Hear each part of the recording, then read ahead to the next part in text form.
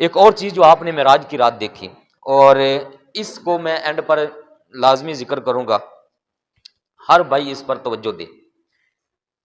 آپ صلی اللہ علیہ وآلہ وسلم نے دیکھا کہ کچھ لوگ ہیں جن کا سر ایک بڑی چٹان پر رکھ کے اوپر سے ایک بڑا بھاری بھرکم پتھر، بڑی چٹان لے کر ان کے سر پر ماری جاتی ہے۔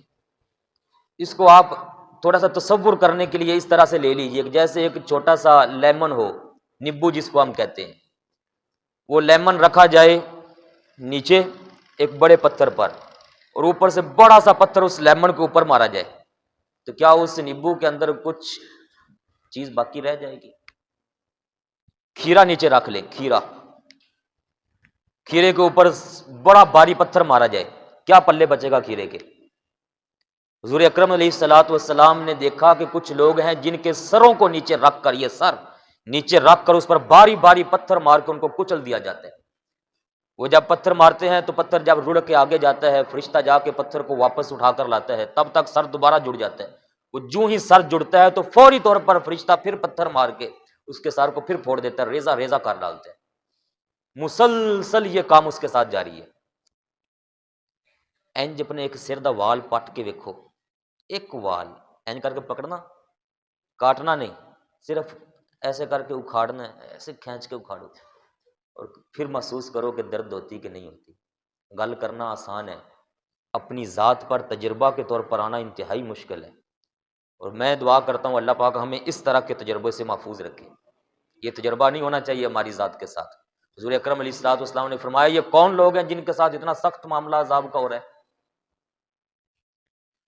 عرض کی گئی یا رسول اللہ صلی اللہ علیہ وسلم، یہ وہ لوگ ہیں جو نماز نہیں پڑھتے تھے۔ میں نے بڑے دھیمے لفظ میں یہ جملہ بولا ہے، بے نمازی ہیں یہ۔ کوئی ایسے لوگ ہیں جو صرف جمعے کے جمعے نمازیں پڑھنے کے لیے آتے ہیں، باقی بیچ کے دنوں کی نمازیں گئی۔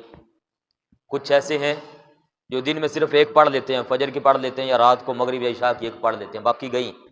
اور کچھ ایسے بھی ہیں جو سال کے بعد رمضان کے پہلے ایک ہفتے کی پڑھتے ہیں صرف، اور کچھ ایسے ہیں جو صرف اور صرف عیدوں کی نماز پڑھتے ہیں، باقی کوئی نہیں پڑھتے۔ یہ بڑے طرح کے معاشرے کے اندر لوگ پھر رہے ہیں، اور اوپر سے کلمہ شریف بھی پڑھنے والے ہیں، مسلمان بھی ہیں، دعویٰ بھی کرتے ہیں مسلمان ہونے کا۔ یہ ان کے ساتھ حشر ہو رہا تھا جو بے نمازی ہیں، کہ ان کے سروں کو کچلا جاتا ہے میرے پیارے بھائیوں۔ اب اس میں مرد بھی شامل ہیں، خواتین بھی شامل ہیں، ہر وہ فرد جو بالغ ہے اور اسلام کے احکام اس پر لاگو ہیں، نماز اس پر فرض ہے، وہ چاہے مرد ہے چاہے خاتون ہے، سارے کے سارے اس کے اندر شامل ہیں۔ کسی کو نماز معاف نہیں ہے سوائے اس خاتون کے جو مخصوص ایام کے اندر ہو، اس کو نماز بالکل معاف ہے، روزہ پھر بھی معاف نہیں ہے، اور سوائے اس بندے کے جو عقل والا ہے، اس کی عقل کام کرتی ہے، شعور والا ہے۔ جب تک بندہ چھوٹا ہے بالکل بچہ، نماز فرض نہیں، اور اگر عمر میں کسی کے ساتھ ایسا حادثہ ہوا کہ وہ بندہ بالکل عقل کھو بیٹھا، جس کو ہم پاگل بولتے ہیں، پاگل ہو جائے آدمی، تو اس پر نماز فرض، مجنون ہو جانا، پاگل ہو جانا، اس پر نماز فرض نہیں ہوتی۔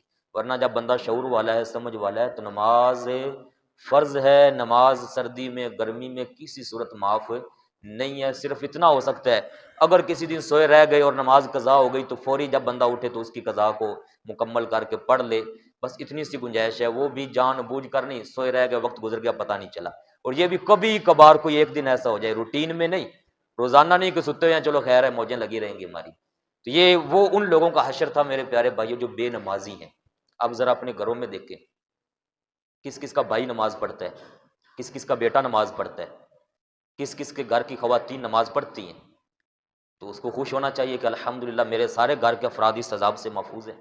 میں رات کو جو ہمارا اجتماع ہوتا ہے اس میں یہ بات عرض کر رہا تھا کہ آج اگر تھوڑی سی درد ہو جائے نا جی، پیٹ میں، سر میں، ہمارے گھر کے کسی فرد کو، تو بے چین ہو جاتے ہیں، فوری ڈاکٹروں سے رابطہ، درد ہے، تکلیف ہے، دوائیں لاؤ جناب، فوری طور پر اہتمام ہوگا۔ اور سالوں سال سے بے نمازی ہیں، گھر میں پڑے ہوئے ہیں، نماز نہیں پڑھ رہے، کسی کے سر میں جوں نہیں رینگ رہی، جوں نہیں تک نہیں رینگ رہی، خیال ہی نہیں آ رہا۔ جوں رینگنے مطلب ہوتا ہے کہ تھوڑی سی خارش ہو جائے کہ مجھے کوئی چیز اندر ستا رہی ہے، تنگ کر رہی ہے۔ بے نمازی گھر کے اندر پڑا ہوا ہے، نماز نہیں پڑھ رہے سالوں سال سے، جوں تک نہیں رینگ رہی، مطلب خیال بھی نہیں آ رہا کہ یار یہ اتنی بڑی اسلام کی خلاف ورزی ہمارے گھر کے اندر ہو رہی ہے۔